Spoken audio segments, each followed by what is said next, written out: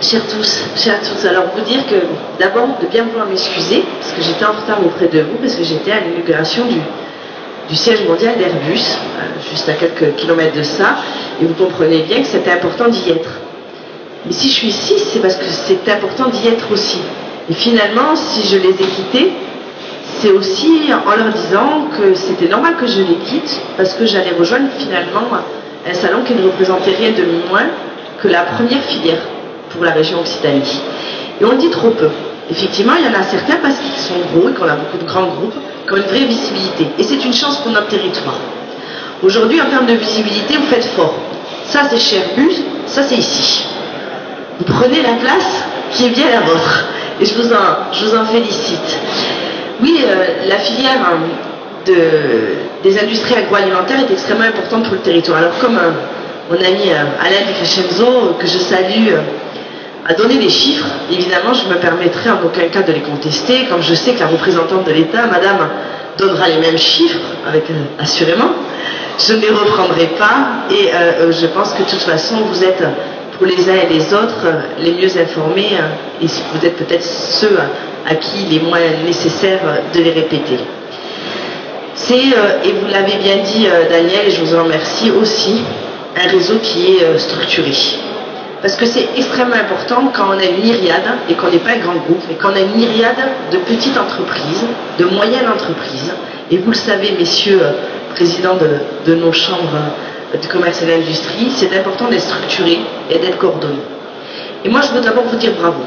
Bravo parce qu'un salon, c'est justement le point d'orgue d'une structuration et d'une organisation. C'est le fait que chacun met son étendard dans la poche pour qu'il n'y ait qu'une bannière. Celle qui est commune aux entreprises et qui leur permettra de conquérir les marchés, d'avoir une véritable visibilité, et c'est ce dont a besoin le territoire. Le fameux chassé en meute, cher à Alain Di Crescenzo, et c'est aussi dans ces moments-là qu'il se construit, et c'est aussi dans ces moments-là qu'il s'exprime. Et c'est donc fort des atouts de notre territoire que je suis heureuse d'être parmi vous, à vos côtés, au nom de la présidente de région, Carole Delga, pour inaugurer ce premier salon Sunagro. Et si la gestation a été longue, 5 ans, ça a été dit, j'espère que désormais c'est sur un rythme annualisé et que ce premier coup soit davantage qu'un coup d'essai, mais un véritable lancement, en tout cas à ce qui est envisagé comme fréquentation, comme qualité du B2B. Je pense que ce sera possible de voir ça sous les meilleurs augures. Nous avons la nécessité aujourd'hui, malgré nos atouts, d'aller plus loin.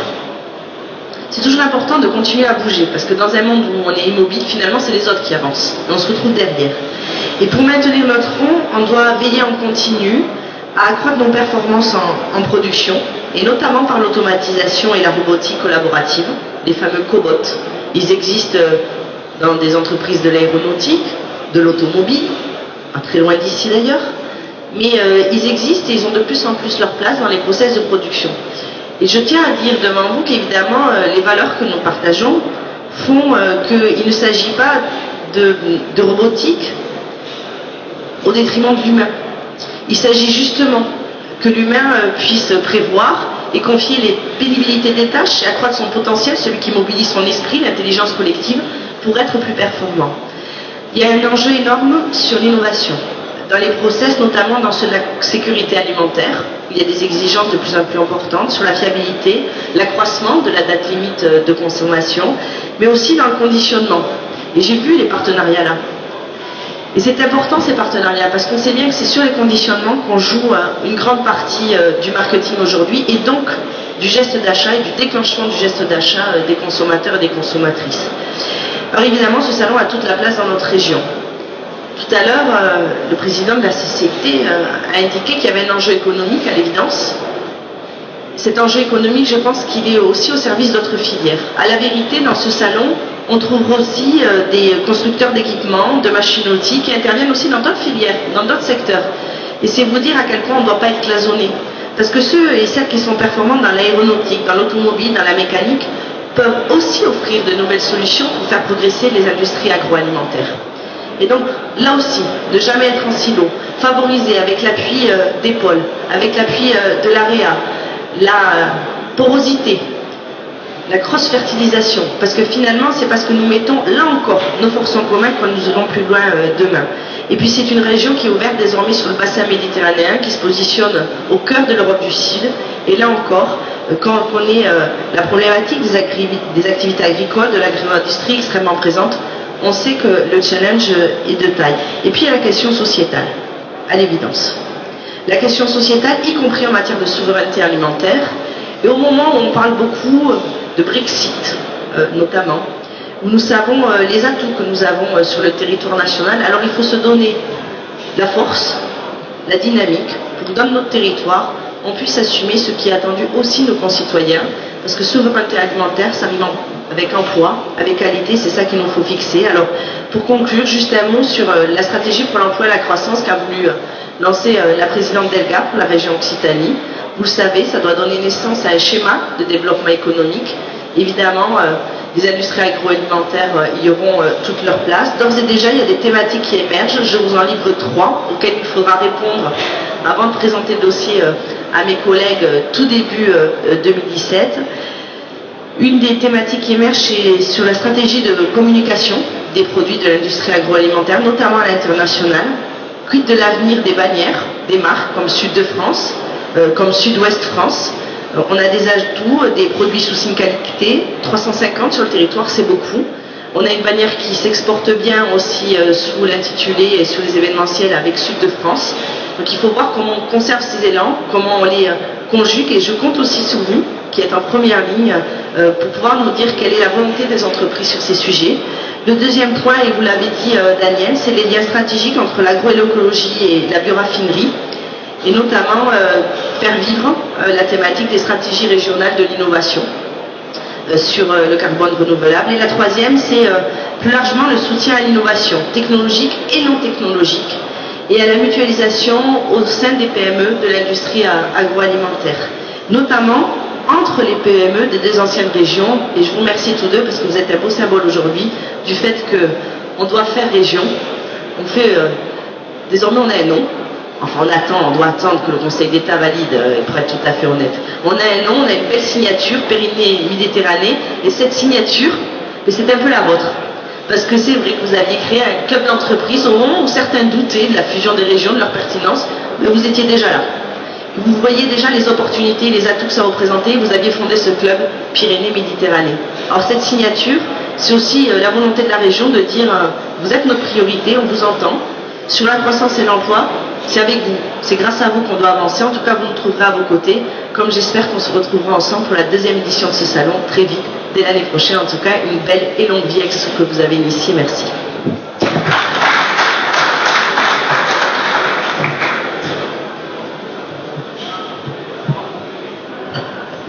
Bonjour à tous, donc je suis Nadine Loirette, référente agroalimentaire à la DRAF Languedoc-Roussillon Midi-Pyrénées, puisqu'on a encore ce nom. Et je représente monsieur le préfet de région qui n'a pas pu venir aujourd'hui puisqu'il a été pris par d'autres occupations et il n'a pas pu se libérer. Et de même, le directeur régional qui pensait vraiment être parmi vous a eu un imprévu de dernière minute et regrette vivement de ne pas être auprès de vous.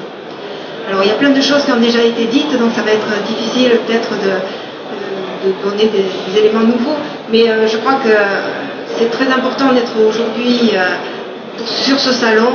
Je remercie ces organisateurs, la CCI, l'AREA, le pôle de compétitivité, qui grâce à eux ont vraiment construit cette nouvelle vitrine pour les entreprises, qui est vraiment très importante pour notre région. Alors je le rappelle, ça a été dit également, mais je pense que c'est important de le souligner, l'agroalimentaire c'est un secteur stratégique pour la nouvelle région.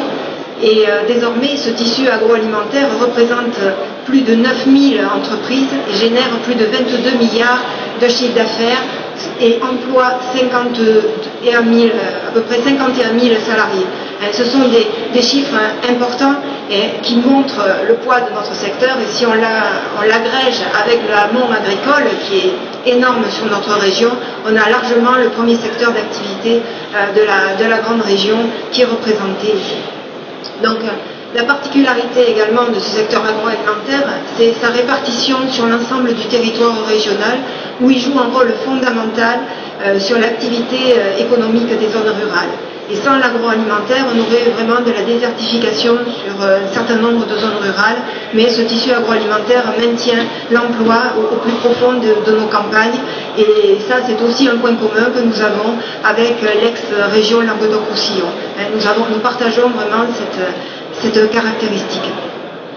Ce salon, c'est aussi une opportunité pour notre région car il va permettre aux chefs d'entreprise de disposer pendant 3 jours d'une vitrine sur les équipements et les innovations. Et comme on l'a dit également, il va permettre aussi de décloisonner les secteurs. On a vu au travers de la visite que certains exposants n'étaient pas forcément des exposants qui étaient habituels pour nos secteurs d'activité, mais au contraire, grâce à leur présence, on va permettre des courants d'affaires et des investissements dans les entreprises agroalimentaires qui vont apporter de l'innovation et de nouvelles méthodes de travail dans les industries. Et ça, c'est fondamental parce que nous avons ce secteur agroalimentaire qui est caractérisé aussi par un manque d'attractivité des emplois. Et on a souvent des industriels qui se plaignent d'avoir des difficultés pour recruter leur main-d'œuvre. Et développer de la robotisation, mettre de l'innovation dans les entreprises, c'est contribuer à attirer vers ces métiers et c'est contribuer également à maintenir de l'emploi et à le renforcer dans le tissu rural. Et ça, je pense que c'est fondamental. Donc ce salon aussi va être un lien important avec l'usine du futur et il va favoriser donc le développement de la robotique, réduire la pénibilité et ça c'est très important. Alors je soulignerai enfin également l'importance du rôle du pôle de compétitivité avec Sud-Ouest Innovation qui a occupé depuis déjà plusieurs années un rôle fondamental dans le développement et dans l'injection d'innovation dans les entreprises, dans les PME comme vous l'avez souligné. Et cette caractéristique doit être amplifiée à l'échelle de la grande région parce que nous avons vraiment un tissu d'entreprise qui en a besoin et qui mérite d'être conforté. Alors, je terminerai par une étude de la Banque de France qui avait souligné, il y a peu de temps, qui avait démontré que les entreprises qui investissent sont celles qui dégagent ensuite le plus de marge. Donc, le rôle de l'innovation est fondamental pour bien créer de la valeur ajoutée sur notre territoire et pour permettre à ce secteur industriel de rester en première ligne.